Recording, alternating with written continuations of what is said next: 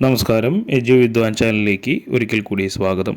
നമ്മളിവിടെ ചർച്ച ചെയ്യാൻ പോകുന്നത് RRB ഗ്രൂപ്പ് ഡി അല്ലെങ്കിൽ റെയിൽവേയുടെ ലെവൽ 1 പോസ്റ്റിലേക്ക് റിക്രൂട്ട്മെൻറ്റിനെയും അതിൻ്റെ ഉൾപ്പെട്ടിട്ടുള്ള ഓരോ പോസ്റ്റുകളെയും കുറിച്ചാണ്. ഈ ഗ്രൂപ്പ് ഡി എന്നത് ഒരു ഒബ്സലീറ്റ് ആയിട്ടുള്ള TM ആണ്. എന്തെന്ന് വെച്ചാൽ ഗ്രൂപ്പ് ഡി തസ്തികകൾ നിലവിൽ റെയിൽവേയിലില്ല.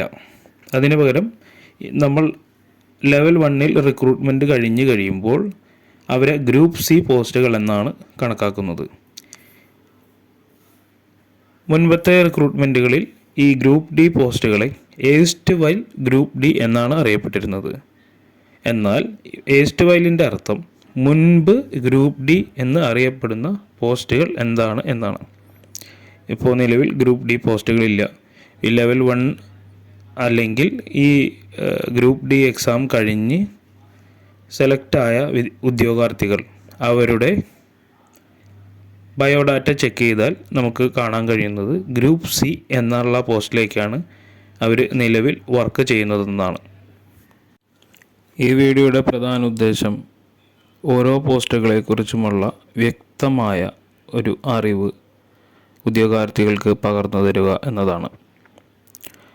പലർക്കും റെയിൽവേയിൽ ജോലി ചെയ്യുന്ന സുഹൃത്തുക്കളുണ്ടാവും. അവരിൽ നിന്ന് നിങ്ങൾക്ക് അറിവുകൾ കിട്ടിയിട്ടുണ്ടാവും. പക്ഷേ ഈ 14 പോസ്റ്റുകളിലും വർക്ക് ചെയ്യുന്ന എന്താണ് അവരുടെ ജോലി എന്ന കാര്യങ്ങളൊന്നും കൃത്യമായി അറിവുണ്ടാവുകയുമില്ല. കാരണം ഈ സുഹൃത്തുക്കൾ അല്ലെങ്കിൽ മറ്റുള്ള സോഴ്സുകൾ എന്ന് പറയുന്നത് ഏതെങ്കിലും 1-2 പോസ്റ്റുകളിലെ മാത്രമായിരിക്കും. എന്നാൽ മറ്റ് പോസ്റ്റുകളിൽ വർക്ക് ചെയ്യുന്നവരുമായിട്ട് യാതൊരു ബന്ധവും ഉണ്ടാവുകയില്ല. പിന്നീട് ഏറ്റവും കൂടുതൽ ഉയർന്നു വന്ന ഒരു ചോദ്യം എന്തെന്നാൽ സ്ത്രീകൾക്ക് ഏതൊക്കെ പോസ്റ്റിൽ അപ്ലൈ ചെയ്യാൻ കഴിയുമെന്നതാണ്. സ്ത്രീകൾക്ക് അപ്ലൈ ചെയ്യാൻ പറ്റാത്തതായിട്ടുള്ള യാതൊരു പോസ്റ്റുകളും ഈ 14 പോസ്റ്റുകളിൽ ഇല്ല. എന്നാൽ എന്തൊക്കെ ജോലി ചെയ്യണം, ഏതൊക്കെ ജോലിയാണ് അവരവരുടെ വ്യക്തിപരമായിട്ടുള്ള ടേസ്റ്റിനോട് ചേർന്ന് പോകുന്നത് എന്നതിനെക്കുറിച്ച് നിങ്ങൾക്ക് സ്വയം ഒരു തീരുമാനമെടുക്കാൻ ഈ വീഡിയോയ്ക്ക് ശേഷം നിങ്ങൾക്ക് കഴിയും. ആദ്യമായി ഈ 14 പോസ്റ്റുകളെ കുറിച്ചുള്ളൊരു ചെറിയൊരു വിവരണം ഞാൻ നൽകാം. അതിനുശേഷം ഓരോ ഡിപ്പാർട്ട്മെൻറ്റിലും ഉൾപ്പെട്ടിട്ടുള്ള പോസ്റ്റുകളെ തരംതിരിച്ച് അതിനെക്കുറിച്ചുള്ള പൂർണ്ണ വിവരണം നൽകാം. ആദ്യത്തെ പോസ്റ്റിൻ്റെ പേര് അസിസ്റ്റൻ്റ് S&T എന്നാണ്. ഇവിടെ S&T എന്ന് ഉദ്ദേശിക്കുന്നത് സിഗ്നൽ ആൻഡ് ടെലികമ്മ്യൂണിക്കേഷൻ എന്നാണ്. സിഗ്നൽ ആൻഡ് ടെലികമ്മ്യൂണിക്കേഷൻ വിങ്ങിൽ ഉദ്യോഗം ലഭിച്ച ഓരോ ഉദ്യോഗാർത്ഥിയും അവരെ സിഗ്നൽ വിങ്ങിലേക്കും ടെലികമ്മ്യൂണിക്കേഷൻ വിങ്ങിലേക്കും ആയിട്ട് തരംതിരിക്കുന്നു. പിന്നീടുള്ള അവരുടെ പ്രൊമോഷനും മറ്റു കാര്യങ്ങളും അതാത് ഡിപ്പാർട്ട്മെൻറ്റിനെ അടിസ്ഥാനപ്പെടുത്തിയായിരിക്കും. അതായത് സിഗ്നൽ ഡിപ്പാർട്ട്മെൻറ്റിൽ നിയമനം ലഭിച്ച ഒരു ഉദ്യോഗാർത്ഥിയുടെ പ്രൊമോഷൻ സിഗ്നൽ ഡിപ്പാർട്ട്മെൻറ്റിലെ helper, technician grade 3, technician grade 2, technician grade 1, അതിനുശേഷം സീനിയർ ടെക് എന്നീ തസ്തികയിലേക്ക് അല്ലെങ്കിൽ ഓരോ പ്രൊമോഷനായിട്ട് മുന്നോട്ട് പോകുന്നതാണ്. അതേപോലെ തന്നെ ടെലികമ്മ്യൂണിക്കേഷൻ വിങ്ങിൽ നിയമനം ലഭിച്ച ഉദ്യോഗാർത്ഥിക്ക് helper, technician grade 3, technician grade 2, technician grade 1, പിന്നീട് ടെക്നീഷ്യൻ അല്ലെങ്കിൽ സീനിയർ ടെക് എന്ന പദവിയിലേക്കായിരിക്കും പ്രൊമോഷൻ നൽകുക. പൊതുവെ കായികാധ്വാനം കുറവ് വേണ്ടി വരുന്ന ഒരു പോസ്റ്റാണ് അസിസ്റ്റൻ്റ് S&T. പ്രധാനമായും പ്രൊഡക്ഷൻ യൂണിറ്റ്, സിഗ്നൽ, വർക്ക്ഷോപ്പ് എന്നീ 3 തരംതിരിവുകൾ ഇവിടെയുണ്ട്. അതായത് പ്രൊഡക്ഷൻ യൂണിറ്റ് എന്ന് പറയുമ്പോൾ ഏതെങ്കിലും പർട്ടിക്കുലർ സ്ഥലത്ത് മാത്രമായിരിക്കും അവരുടെ ജോലി. വർക്ക്ഷോപ്പിലും അതേപോലെ തന്നെ ഒരു പർട്ടിക്കുലർ സ്ഥലത്ത് മാത്രമായിരിക്കും അവരുടെ ജോലി. എങ്കിൽ ഈ സിഗ്നൽ എന്ന് പറയുന്ന ഭാഗത്ത്, അതായത് ഈ രണ്ടാമത്തെ സബ് ഡിപ്പാർട്ട്മെൻറ്റിൽ അവിടെ നിയമനം ലഭിക്കുന്ന ഓരോ ഉദ്യോഗാർത്ഥിയും ഫീൽഡ് വർക്കാണ് ചെയ്യേണ്ടി വരും.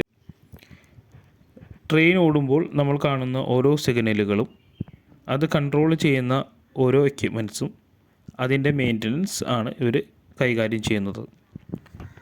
നിങ്ങൾക്കറിയാമല്ലോ, നമ്മുടെ റെയിൽവേകളെ പല സോണുകളായും, സോണുകളെ ഡിവിഷനുകളായും, ഡിവിഷനുകളെ ഓരോ സെക്ഷനുകളായും തരംതിരിക്കപ്പെട്ടിട്ടുണ്ട്. ഈ സെക്ഷനുകളെ സബ് സെക്ഷനുകളായും തരംതിരിക്കപ്പെട്ടിട്ടുണ്ട്. ഓരോ സെക്ഷനുകളിലും ഏറ്റവും ഉയർന്ന പദവിയിലുള്ള ഒരു ഉദ്യോഗസ്ഥനാണ് സീനിയർ സെക്ഷൻ എഞ്ചിനീയർ. അതിന് താഴെ സെക്ഷൻ എഞ്ചിനീയർ, അവർക്ക് താഴെ ജൂനിയർ എഞ്ചിനീയർ എന്നീ നിലയിലുള്ള സൂപ്പർവൈസറി പോസ്റ്റുകളുണ്ട്.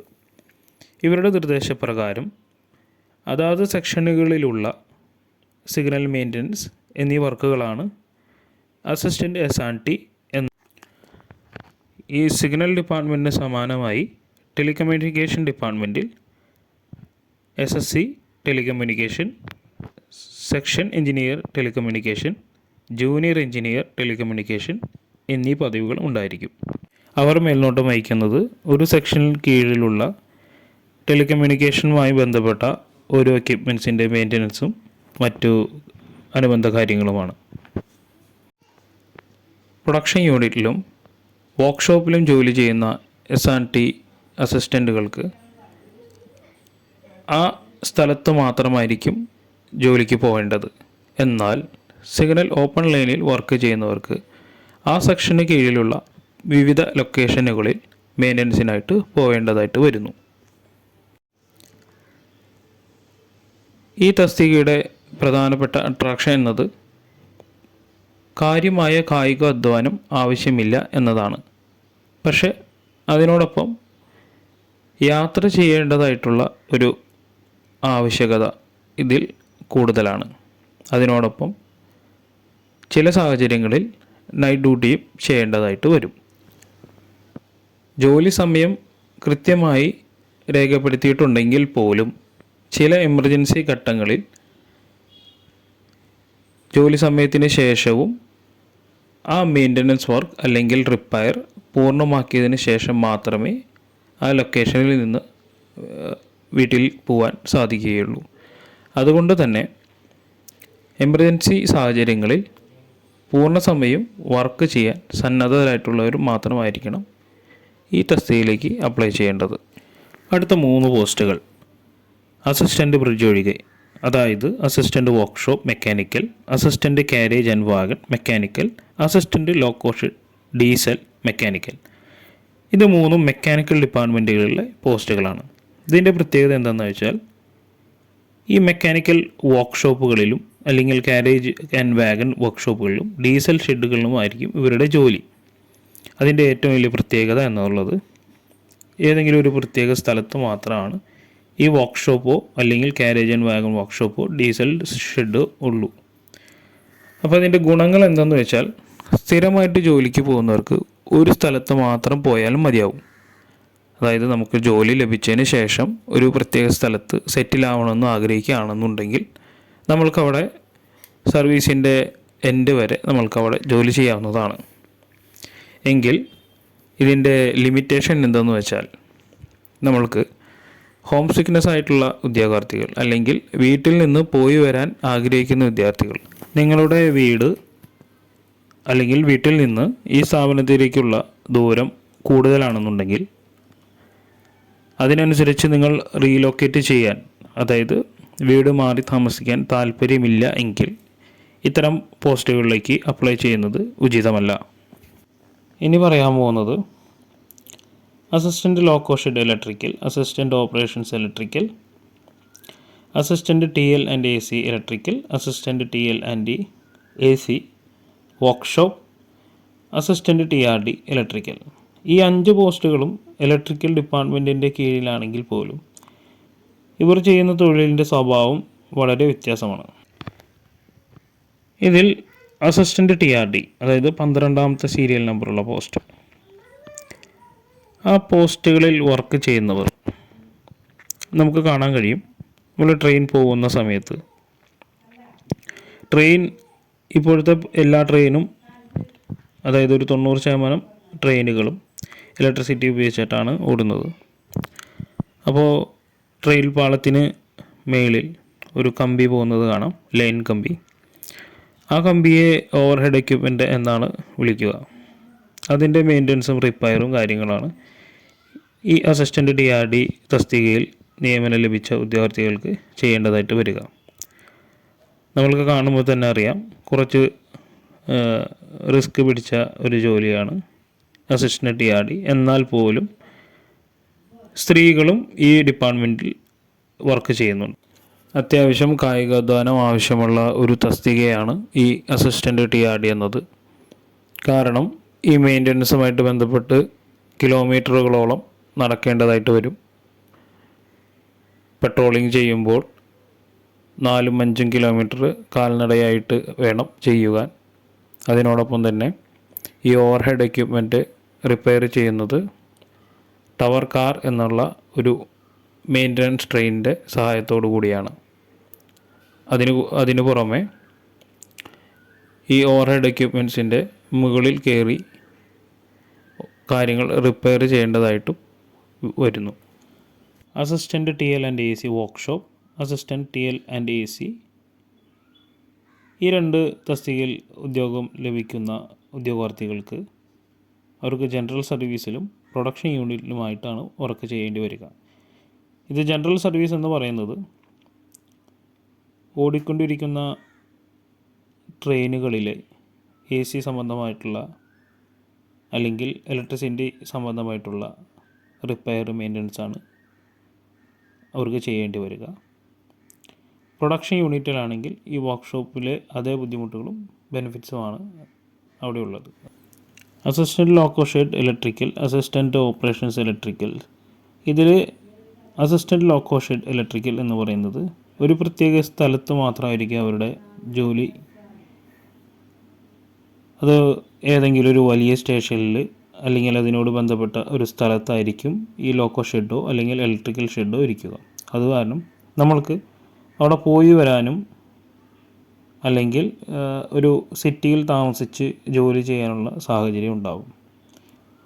പക്ഷേ ഇതിൻ്റെ ഡീമെറിറ്റ് എന്തെന്ന് വെച്ചാൽ ഈ ഡീസൽ ലോക്കോ ഷെഡും അല്ലെങ്കിൽ അസിസ്റ്റൻ്റ് ലോക്കോ ഷെഡ് ഈ ഷെഡുകളൊക്കെ വളരെ പരിമിതമായ സ്ഥലത്ത് മാത്രമാണുള്ളത്. അതായത് കേരളത്തിലാണെങ്കിൽ വളരെ കുറവ് സ്ഥലത്ത് മാത്രമേ ഈ ഷെഡുകളും ഈ വർക്ക്ഷോപ്പുകളും ഉള്ളൂ. അതുകൊണ്ട് തന്നെ ആ പർട്ടിക്കുലർ ഏരിയയിൽ മാത്രമാണ് നമ്മൾക്ക് നിയമനം ലഭിക്കുക. ഒരു പക്ഷേ അവിടെ വേക്കൻസി ഇല്ലെങ്കിൽ നമ്മൾക്ക് നാട്ടിലോട്ട് തിരിച്ചു വരാനുള്ള ബുദ്ധിമുട്ടും ഇവിടെ ഉണ്ടാവും. അതായത് നിലവിൽ RRB തിരുവനന്തപുരം വേക്കൻസി ഇല്ല, അതായത് കേരളത്തിൽ വേക്കൻസി ഇല്ല. അപ്പോൾ ആദ്യത്തെ നിയമനം ലഭിക്കുന്നത് തമിഴ്നാട്ടിലോ അല്ലെങ്കിൽ മറ്റു സ്ഥലത്ത് എവിടെയെങ്കിലും ആയിരിക്കും. അപ്പോൾ നമുക്ക് ഒരു ട്രാൻസ്ഫർ വാങ്ങിച്ച് നമ്മുടെ നാട്ടിലേക്ക് വരണം എന്നാഗ്രഹിച്ചാൽ പോലും വേക്കൻസി ഇല്ലെങ്കിൽ നമ്മൾക്ക് അവിടേക്ക്, അതായത് കേരളത്തിലുള്ള വർക്ക്ഷോപ്പുകളിലേക്കോ അല്ലെങ്കിൽ ലോക്കോ ഷെഡുകളിലേക്കോ നമ്മൾക്ക് ട്രാൻസ്ഫർ ലഭിക്കുകയില്ല. Assistant operations electrical general services. ഈ തസ്തികയിൽ ഉദ്യോഗം ലഭിച്ച ഉദ്യോഗാർത്ഥികൾക്ക് റെയിൽവേയുടെ ഓരോ സ്ഥാപനങ്ങളിലെയും ഇലക്ട്രിഫിക്കേഷൻ, മെയിൻ്റനൻസ്, റിപ്പയർ എന്നീ തൊഴിലുകളാണ് ചെയ്യേണ്ടി വരിക. അത്യാവശ്യം യാത്ര ചെയ്യാൻ നിർബന്ധിക്കപ്പെടുന്ന ഒരു പോസ്റ്റാണ് അസിസ്റ്റൻ്റ് ഓപ്പറേഷൻസ് ജനറൽ സർവീസസ്. അതുകൊണ്ട് തന്നെ യാത്ര ചെയ്യാൻ ബുദ്ധിമുട്ടില്ലാത്തവർക്ക് ഇത്തരം പോസ്റ്റുകൾ തിരഞ്ഞെടുക്കാൻ ഉചിതമായിരിക്കും. എങ്കിൽ ഈ പോസ്റ്റിലുള്ള ജീവനക്കാർക്കുള്ള ഒരു പ്രത്യേക ബെനിഫിറ്റ് എന്തെന്ന് വെച്ചാൽ ഓരോ സെക്ഷനുകളായിട്ടും തിരിച്ച്, അതായത് കേരളത്തിലുടനീളം പല സെക്ഷനുകളായിട്ട് തിരിച്ച്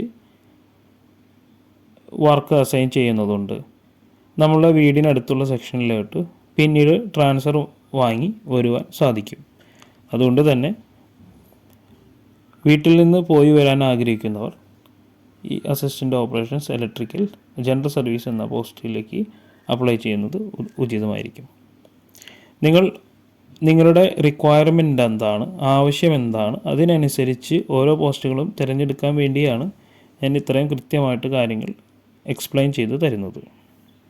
അവസാനത്തേത് എഞ്ചിനീയറിംഗ് ഡിപ്പാർട്ട്മെൻറ്റിൽ ഉൾപ്പെടുന്ന 4 പോസ്റ്റുകളെക്കുറിച്ചാണ്.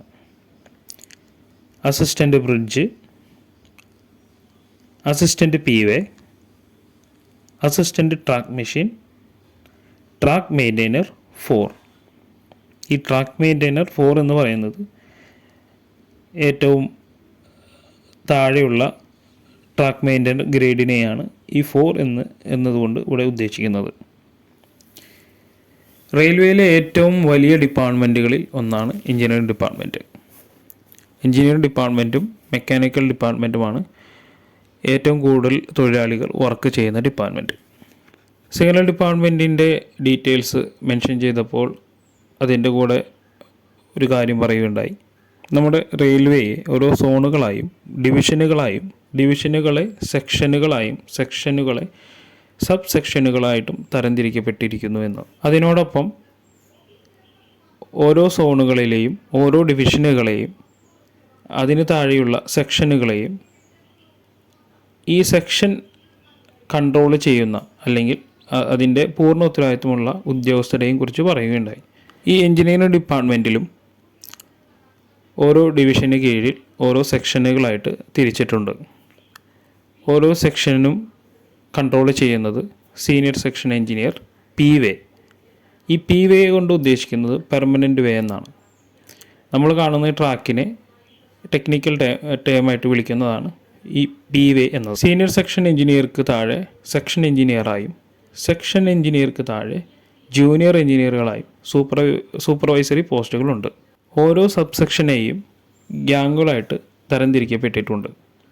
അതായത് ഓരോ സബ് സെക്ഷൻ്റെ കീഴിലും 5 or 6 ഗ്യാങ്ങുകൾ ഓരോ സ്റ്റേഷൻ്റെ പരിധിയിൽ തരംതിരിക്കപ്പെട്ടിട്ടുണ്ട്. ഈ ഗ്യാങ്ങുകളുടെ പൂർണ്ണ ഉത്തരവാദിത്വം അല്ലെങ്കിൽ അതിൻ്റെ ചുമതലയുള്ളത് ഗ്യാങ് മേറ്റിന് ആയിരിക്കും. ഗ്യാങ് മേറ്റ് എന്നത് ട്രാക്ക്മാൻ ഗ്രേഡ് 1 എന്ന തസ്തികയിൽ ജോലി ചെയ്യുന്നവരുടെ ട്രാക്ക് മെയിൻറ്റെയിനർ വിഭാഗത്തിൽ ജോലിക്ക് കയറുന്ന ഉദ്യോഗാർത്ഥികൾ പിന്നീട് gate keeper, gangman, trolleyman, keyman, gang mate എന്നീ പേരുകളിൽ അറിയപ്പെടുന്നു. ഇതിൽ ഗ്യാങ് മേറ്റ് എന്നുള്ളത് പ്രൊമോഷൻ്റെ അടിസ്ഥാനത്തിലും ബാക്കി ഗേറ്റ് കീപ്പർ, ട്രോളിമാൻ, ഗ്യാങ്മാൻ, കീമാൻ എന്നുള്ളത് ചെയ്യുന്ന തൊഴിലിൻ്റെ സ്വഭാവവുമായി ബന്ധപ്പെടുത്തിയും ആണ് ഈ പേരുകൾ നിർദ്ദേശിക്കപ്പെടുന്നത്. ട്രാക്ക് മെയിൻറ്റെയിനർ വിഭാഗത്തിൽ ഉദ്യോഗത്തിൽ കയറിയ ഓരോ വ്യക്തിക്കും ചെയ്യേണ്ടി വരുന്നത് ഏറ്റവും കൂടുതൽ ചെയ്യേണ്ടി വരുന്നതും ട്രാക്ക് മെയിൻ്റെനൻസ് വർക്കാണ്. ഈ ട്രാക്ക് മെയിൻ്റെനൻസ് വർക്കിൽ ഉൾപ്പെട്ടിട്ടുള്ള ട്രാക്ക് മെയിൻറ്റെയിനർ വിഭാഗത്തിലുള്ളവരെ ഗ്യാങ്മാൻ എന്നാണ് വിളിക്കുക. ലെവൽ ക്രോസ് ഗേറ്റ് കീപ്പറെയാണ് ഇവിടെ ഗേറ്റ് കീപ്പർ എന്ന് മെൻഷൻ ചെയ്തിരിക്കുന്നത്. ട്രെയിൻ വരുമ്പോൾ ഗേറ്റ് അടയ്ക്കാനും ട്രെയിൻ പോയതിന് ശേഷം ഗേറ്റ് തുറക്കലുമാണ് ഇവരുടെ ജോലി. അതിനോടൊപ്പം കടന്നു പോകുന്ന ട്രെയിനുകളുടെ സുരക്ഷ ഉറപ്പുവരുത്തുവാൻ എന്ന ഉത്തരവാദിത്വവും ഗേറ്റ് കീപ്പർക്കുണ്ട്. ഒരു ഗേറ്റ് കീപ്പറെ സംബന്ധിച്ച് കാര്യമായ കായികാധ്വാനം ആവശ്യമില്ലാത്തൊരു പോസ്റ്റാണ് ഗേറ്റ് കീപ്പിംഗ്. എന്നാൽ ഇതിന് കുറച്ച് ഡീമെറിറ്റ്സുകളുമുണ്ട്. എന്തെന്ന് വെച്ചാൽ ഏതെങ്കിലും ഒരു ഒറ്റപ്പെട്ട സ്ഥലത്തായിരിക്കും ഈ ഗേറ്റുകൾ അല്ലെങ്കിൽ ലെവൽ ക്രോസുകൾ സ്ഥാപിച്ചിട്ടുള്ളത്. അതോടൊപ്പം ഒരു ഗേറ്റ് കീപ്പർ ചാർജ് എടുത്തതിന് ശേഷം അയാളുടെ റിലീവർ, അതായത് ഈ ജോലിക്ക് പകരം ആൾ ഏറ്റെടുക്കുന്നത് വരെ ആ ഗേറ്റിൻ്റെയും പരിസരത്തിൻ്റെയും പൂർണ്ണ ഉത്തരവാദിത്വം ഈ ഗേറ്റ് കീപ്പറുടെ വശത്തായിരിക്കും. അതുകൊണ്ട് തന്നെ ഡബിൾ ഡ്യൂട്ടിയും ഓവർ ഡ്യൂട്ടിയും ചെയ്യേണ്ടതായിട്ടുള്ള സാഹചര്യം പലപ്പോഴും ഉണ്ടാവാറുണ്ട്. സ്ത്രീകളെ സംബന്ധിച്ച് ഒറ്റപ്പെട്ട സ്ഥലത്ത് തനിച്ച് ജോലി ചെയ്യാൻ താല്പര്യമില്ലെങ്കിൽ പരമാവധി ഈ പോസ്റ്റുകൾ ഒഴിവാക്കുക. ഈ പോസ്റ്റുകളിലേക്കുള്ള ഒരു ബെനിഫിറ്റ് എന്തെന്ന് വെച്ചാൽ പൂർണ്ണ സമയം തനിച്ചായതുകൊണ്ട് നമ്മൾക്ക് മറ്റ് പോസ്റ്റുകളിൽ ലഭിക്കാത്ത ഒരു സ്വാതന്ത്ര്യം ഈ പോസ്റ്റിൽ ജോലി ചെയ്യുമ്പോൾ നമുക്ക് ലഭിക്കും. അതോടൊപ്പം ഉയർന്ന പോസ്റ്റുകളിലേക്ക് പരീക്ഷ ചെയ്ത് പാസ്സായി നിയമനം ലഭിക്കാൻ ആഗ്രഹിക്കുന്നവർ അവർക്ക് ഇരുന്ന് പഠിക്കാനുള്ള സാഹചര്യം ഈ ഗേറ്റ് കീപ്പിംഗ് ഡ്യൂട്ടിക്കിടയിൽ നമുക്ക് ലഭിക്കുന്നു. ഗാങ്മെൻ അല്ലെങ്കിൽ ട്രാക്ക് മെയിൻ്റനൻസ് വർക്ക് ചെയ്യുന്ന തൊഴിലാളികൾ ഏറ്റവും കൂടുതൽ കായികാധ്വാനവും സഹന ശക്തിയും വേണ്ടിയുള്ള ഒരു പോസ്റ്റാണ് ഈ ട്രാക്ക് മെയിൻ്റനൻസ്. കാര്യം എന്തെന്നാൽ പൂർണ്ണമായും സൂര്യന് കീഴെ, അതായത് യാതൊരു തണലും അല്ലെങ്കിൽ നമ്മൾക്ക് ജോലി ചെയ്യുന്ന സമയം പൂർണ്ണമായും വെയിലത്ത് ചെയ്യേണ്ടതായിട്ടുള്ള ഒരു സാഹചര്യമാണ് ഈ പോസ്റ്റിലുള്ളവർ ഏറ്റവും ബുദ്ധിമുട്ടായിട്ട് പറയുന്നത്. അതോടൊപ്പം ഏറ്റവും കൂടുതൽ കായികാധ്വാനം വേണ്ടി വരുന്നൊരു പോസ്റ്റാണ്. അവർ ചെയ്യുന്ന ജോലിയും മറ്റും കൂടുതലും ലേബർ ഇൻറ്റൻസീവാണ്. അതുകൊണ്ട് തന്നെ കായികാധ്വാനം താല്പര്യമില്ലാത്തവർ ഈ പോസ്റ്റിലേക്ക് അപ്ലൈ ചെയ്യുന്നത് ഉചിതമല്ല. ഈ